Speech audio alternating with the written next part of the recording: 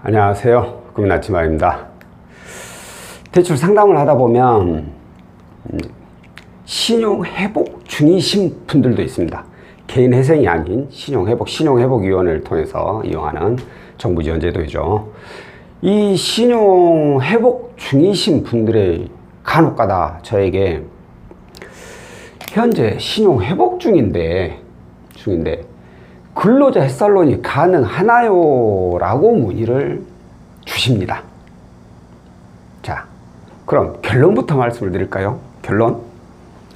신용회복 중 근로자 햇살론은 가능합니다. 라고 말씀드릴 수 있는데 5월 안 된다고 라고도 말씀드릴 수가 있습니다. 근데 장난하냐? 라고 하실 수가 있는데 이게 참 결론 내리기 어려워요. 자, 이유가 뭐냐면 원래 이 정부에서 이 근로자 햇살론을 만들 때 자격 조건에는 신용 회복 중에도 가능하게끔 만들었어요. 원래 조건상으로는 가능하게끔 만들었어요. 그런데 결국에 이 근로자 햇살론을 이 상품을 판매하는 건 어디예요? 금융사잖아요. 금융사에서는 이 근로자 햇살론을 신용 회복 중이신 분들은 불가능, 진행을 안 해준다고 합니다. 자, 정부에서 이렇게 많은데 왜 니네들 말 안 들어? 라고 하실 수는 있는데 이 정부에서 만드는 이런 햇살론 이런 것들은 공고사항이에요. 금융사들한테 이러이러한 사람들도 좀 해줬으면 좋겠다 라고 한 건데 금융사 입장에서는 이런 사람들도 해줬다가는 나중에 연체율 이렇게 올라가면 네가 책임질래? 정부 네가 책임질래? 비록 90%까지 보증은 해주지만 나머지 10%는 아니잖아요. 그건 금융사에서 떠안아야 된다는 거죠. 그렇기 때문에 금융사 입장에서는 일단 너희들이 이 상품을 만들었으니까 우리가 진행은 하겠다. 하지만 니네들이 만든 조건상 그대로는 진행을 못하고 우리 자체적으로 자격 조건을 또 만들겠다 해가지고 정부에서 만드는 조건하고 금융사에서 실질적으로 진행되는 조건이 틀립니다. 아니 말로 정부에서는 지금 신용회복주의 뿐만 아니라 농업인, 노점 이런 분들도 다 하게끔 돼 있어요. 안전하게 준비를 하면. 근데 금융사에서 절대 안 해주죠. 자, 그런데 금융사에서 신용회복주의이신 분들은 불가능하다라고 기준을 딱 정해놨는데 원래 회복 중인데도 가능한 경우가 종종 나옵니다. 왜 나오느냐? 바로 이 공공기록 있죠? 공공기록. 이게 삭제가 되신 분들. 일반적으로 신용회복을 신청하게 되면은 몇 년 상한 계약을 하죠.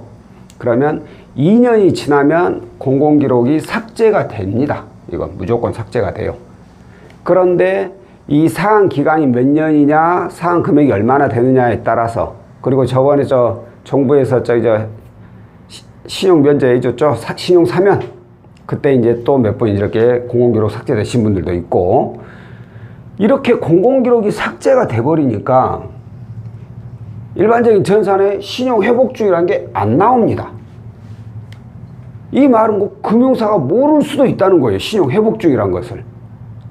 그래가지고 공공기록 삭제되신 분들이 가능한 경우가 종종 또 있어요. 근데 오늘 어떤 분이 이걸 또 문의 주시더라고. 본인이 신용 회복 중인데 공공기록이 삭제돼 있다. 그런데 내가 이 신용 회복, 이 채권 중에 보증재단에 채권이 있어가지고 대위변제 이력인데 대위변제가 있는데 이 대위변제의 경우에는 채권 잔액이 중요하죠. 채권 잔액. 이 잔액이 현재 남아있다. 이걸 내가 상환하면 가능하겠느냐. 그러니까 채권 잔액이 뭐 얼마 안 남았겠죠. 그러니까 내가 이걸 상환해버려 그냥. 뭐 적게는 몇십만 원, 많게는 뭐 1, 200 이 정도 있으니까. 햇살론 더 많이 받으면 되니까. 가능하겠느냐라고 저한테 문의를 주셨어요. 저는 일단은 채권 잔액이 없으면 가능한 금융사는 있습니다. 근데 그런다고 해서 햇살론을 이용할 수 있다라고는 제가 말씀드리기 어렵습니다. 이거예요. 왜? 아까도 말씀드렸듯이 일단 회복 중에는 안 돼, 무조건. 근데 공공기록이 삭제가 됐다고 해서 무조건 또 승인 나는 거 아니에요. 어떤 금융사는 이거 공공기록 삭제돼도 신용 회복 중에는 거 다 확인돼가지고 무조건 부결 때리는 것도 있고, 어떤 금융사는 공공기록 삭제돼가지고 이걸 모르고 승인 나는 경우도 있어요. 근데 어떻게 저희가 가능하다라고 말씀드릴 수 있겠어요? 그래서 이건 뭐 저희가 따로 가능 여부를 말씀드리기는 어렵습니다라고 하고 상담을 마무리를 했어요. 근데 이게 있어요. 신용 회복을 신청을 했을 때 바로 이 대입연재, 이게 또 중요합니다.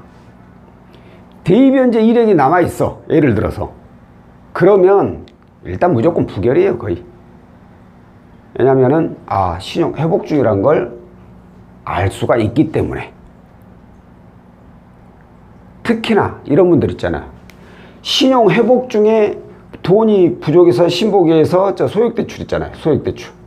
이거 이용하신 분들, 이거 이용하신 분들은 더더욱이나 들킬 확률이 높죠, 회복 중이라는 것은. 그렇기 때문에 뭐 보증재단에 채권이 없더라도 이 소액대출 이용하신 분들은 금융사 심사팀에, 금융사에서 사람 신용회복위원회에 소액대출이 있지? 이거 신용회복 중 아니야? 의심을 할 수가 있어요. 그러면 이것저것 확인해보고 신용회복 중이네 하고 부결 내버릴 수가 있습니다. 그러니까 이런 부분들이 나타나지 않고 공공기록도 삭제되어 있고 진짜 아무런 신용점수도 나쁘지 않고 이런 분들의 경우에는 승인 나는 경우가 종종 있긴 합니다. 하지만 오늘 제가 내린 결론은 이거예요. yes or no. 이건 가능할 수도 있고 불가능할 수도 있어.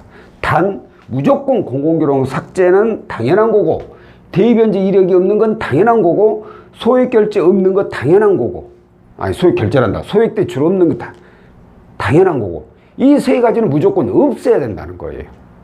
그래야지 가능할 수 있는 금융사로 제가 진행을 해볼 수가 있다는 거예요.